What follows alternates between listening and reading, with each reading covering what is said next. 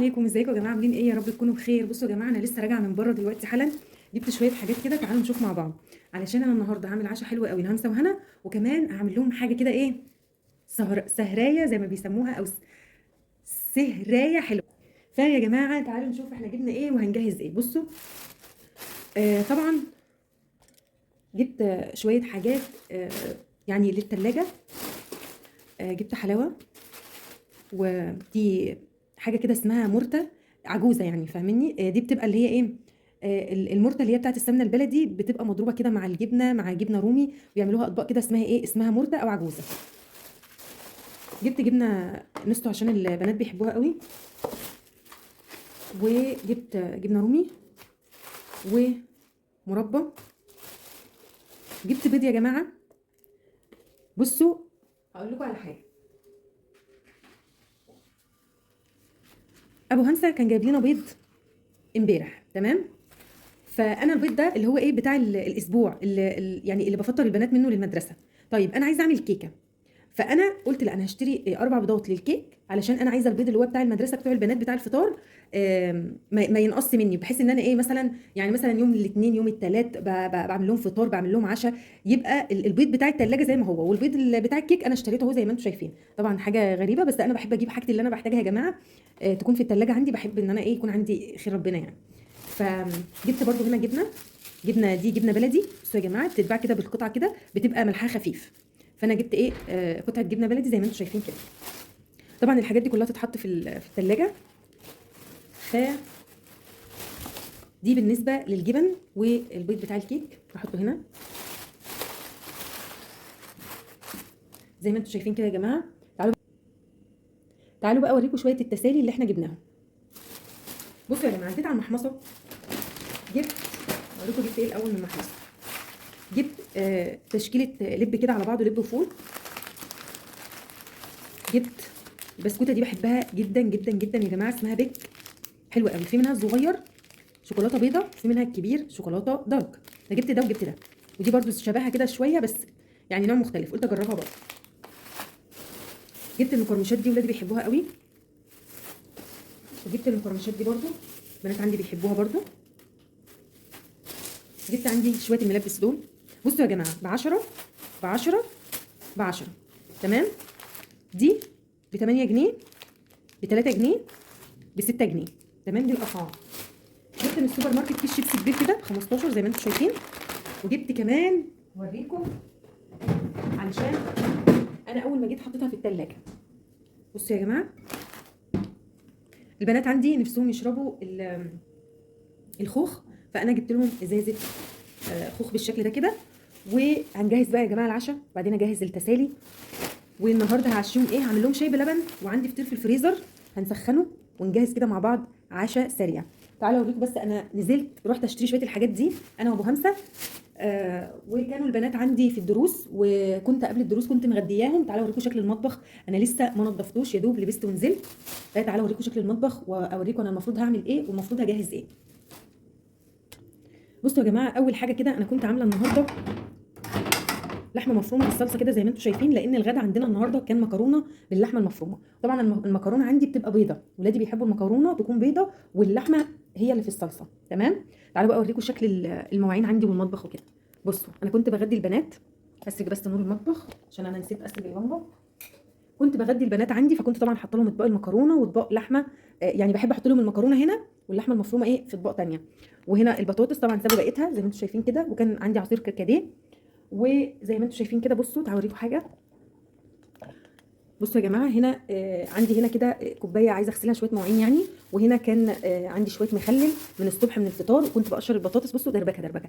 وهنا جبت خيار كمان وانا جايه اهو، بس لسه ايه، هغسله واحطه في الثلاجه. هنا عيش باقي من الفطار. طبعا كل ده يا جماعه، كل ده كده هيتنضف دلوقتي حالا قبل ما اجهز العشاء. بصوا بقى، هنا المكرونه اهي زي ما انتم شايفين، المكرونه البيضاء. طبعا انا عندي لسه المكرونه كتير، طبعا انا كنت عامله كتير. هنا مفيش عندي في الحوض غير الطبق اللي انا كنت بعصر فيه الطماطم والمصفى. وهنا طبق كانوا البنات عندي بياكلوا فيه برتقان بس. وعندي بقى الحوض. بصوا، غسله المواعين بالشكل ده كده زي ما انتم شايفين، مفيش عندي حاجه. هشيل بقى المواعين دي اعينها في مكانها، واغسل شويه المواعين والصواني اللي محطوطه دي، وبعد كده اجهز العشاء، واجهز معاكم شويه المسليات، ونجهز كل حاجه مع بعض. هغسل بقى المواعين والم الحاجات دي وارجع لكم تاني. السلام عليكم، ازيك عاملين ايه النهارده؟ بصوا يا جماعه، معانا همسه بقى، هي أيوة. صممت ان هي اللي تعبي انا المثلجات، اللي هعمل الطبق ده. فهتعمل بصوا، بقى الطبق. يلا نشوف مع بعض همسه هتعبي ايه. اول حاجه المقرمشات نحطها هنا في الطبق البرتقالي، لانها لونها برتقالي.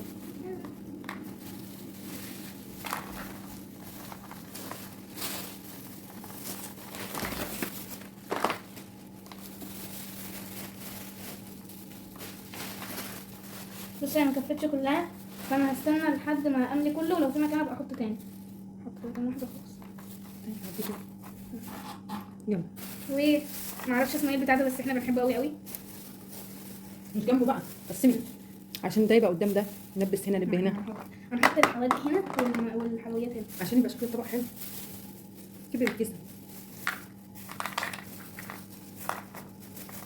حطهم كلهم.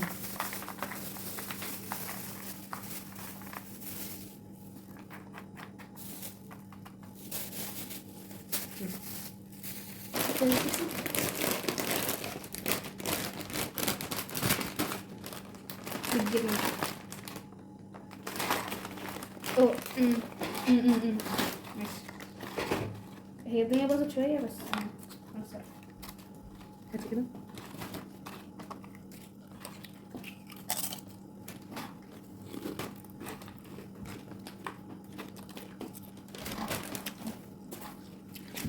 الفول واللب والمشكل بقى.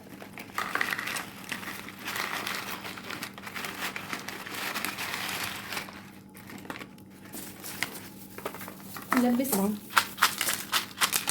لا لا مش مشكله، هيجي دلوقتي.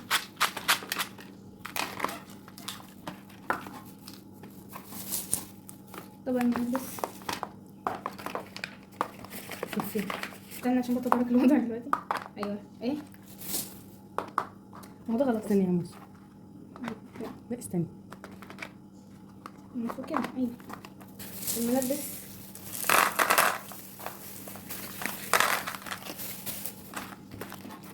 لا دول بره دول، دول هيبقوا بره. ماشي. احنا جايبين 2 من دول، وواحده برضو زي دي بالظبط، بس دي أنا شوكولاته قلت بيضه مش ودي عارفة. شوكولاته، ودي بقى نوع تاني خالص. بس دي فيها 2 برضو زي دي بالظبط. اه ودي واحده بس كده. هنتعشى بقى فطير. اظن ماما قالت صح، قلتي ان هنتعشى فطير. المهم تاني لا ما قلتش. أنا بصوا يا جماعه، انا عملت شاي فطير. بلبن. بصوا شاي بلبن. اديها مركز شويه مثلا. بصوا يا جماعه، انا عملت شاي بلبن اهو، وفطير طبعا، ولسه في فطير اللي عندي في الفريزر بسخنه، وجبنه دي رومي. جبنه نص طن، عايزه افتحها بصراحه. انا افتحي. بحب الجبنه نص طن، وبالذات اللي كان عليها ولد وبقره كنت بحبها قوي. اسمها بالولد. اه شاي بالحليب اهو يا جماعه، طبعا انا بعلمه فيها خيط. ده حلو كده. هنسويها اهو بقى عشان الفطير. الجبنه الرومي كده اتفتحت تحتها. واو. اه ماشي. ايه استنى نعمل مشهد. تانا.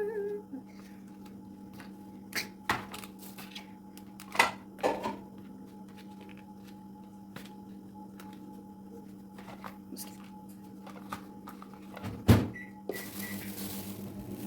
خلاص. مش ده عارفه ايه طبعا. طبق فاضي. نجيب المقص عشان الفطير طبعا بقطعه الهمسه وهنا اربعه. وده بقيت الشيبسات حبه حلوين يعني، ان لسه حاطين هناك شويه في التسالي، وهنا بقى نكمل بقيه الاكل دي. تعالوا بقى اوريكم كل الاكل يا جماعه على الترابيزه. وبكده يا جماعه زي ما انتم شايفين اكون جهزت العشاء. زي ما انتم شايفين معايا كده، انا عملت شاي بحليب والجبنه الرومي والنستون والشيبسي والتسالي بعد طبعا العشاء ده كله. وفي الاخر خالص يعني احنا يعني التسالي دي هتبقى بعد العشاء بنص ساعه بساعه، نبقى نجيب بقى بعدها ايه الشويبس اللي هو الخوخ. ولو قدرنا بقى يا جماعه بعد كل ده اصلا نبقى يعني خلاص بقى هنغسل سناننا وننام، مش هنقدر نعمل حاجه تانية. وبس كده يا جماعه، دلوقتي بقى نروح نتعشى ونسهر سهره حلوه كده، بعد ساعه ناخد المسليات، وبكده نكون خلاص يا جماعه، كده يكون خلص الفيديو بتاعنا. اتمنى يا رب تكونوا استمتعتوا معايا واستفدتوا ولو بشيء بسيط، واشوفكم على خير ان شاء الله باذن الله في فيديو جديد ويوم جديد، ومع الف سلامه. باي. ديك مش باينه. باي.